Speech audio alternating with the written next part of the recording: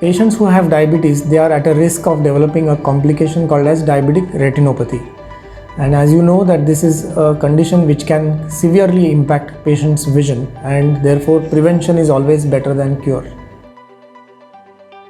So what is diabetic retinopathy? Diabetic retinopathy means that the back of the eye, which functions like a film in our olden days cameras, and so this film is very essential to have good vision. So this film is located at the back of the eye.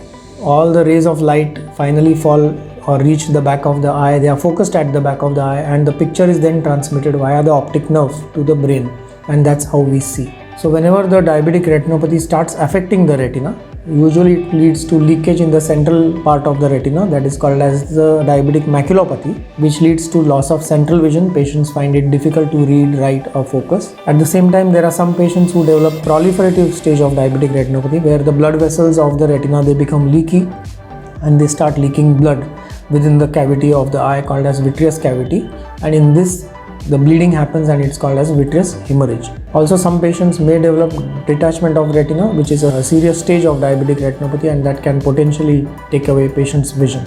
So do you need to panic if you have diabetic retinopathy? No, it depends on what stage of diabetic retinopathy you are in, and as I said, it's a totally preventable condition. If you are diagnosed early, you can definitely take precautions like controlling sugars, controlling blood pressure, so that you can prevent further complications of diabetic retinopathy. However, there are some patients who develop, as I said, swelling on the back of the eye called as diabetic maculopathy, and they require injections in the eye on a frequent basis or a regular basis. Whereas those who have proliferative stage of retinopathy, where the blood vessels are abnormal and they are leaking blood out or fluid out, and these patients require frequent laser treatments, and the laser treatments luckily are done on OPD basis, and therefore there is no need to panic if you require a laser treatment. Make sure that you get in early for early diagnosis, and definitely once the treatment is started, regular follow-up is very important so that we can prevent further loss in vision. So once again, to sum up everything that we just discussed, I would like to say that diabetic retinopathy is a preventable disease, and therefore early diagnosis is very important.